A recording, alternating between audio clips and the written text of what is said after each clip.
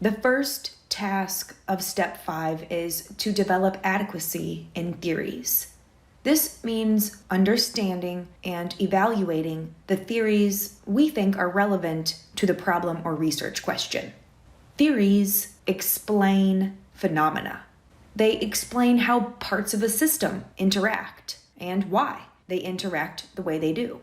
A theory then is a collection of ideas about how and why something happens. Examples of major psychological theories include the Big Five personality model, cognitive dissonance theory, and social exchange theory. Sociologists also use social exchange theory, as well as conflict theory, game theory, and chaos theory. Theories should be testable.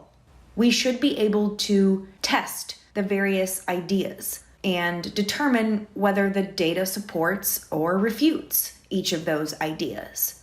Theories then can be used to produce insights concerning a problem or research question.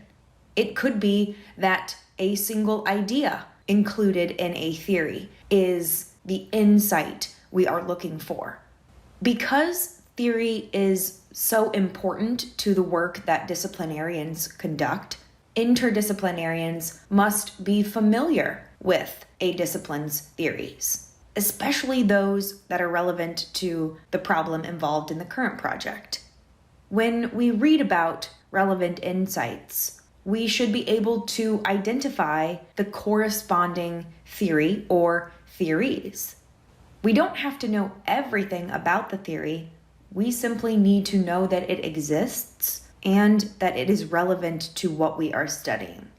One of the best ways to gain familiarity with a discipline's theories is to reference introductory textbooks and read the most up-to-date literature published in a discipline. In this course, we want you to work with existing theories. Interdisciplinarians do this as well, and they create new theories to explain phenomena in new ways.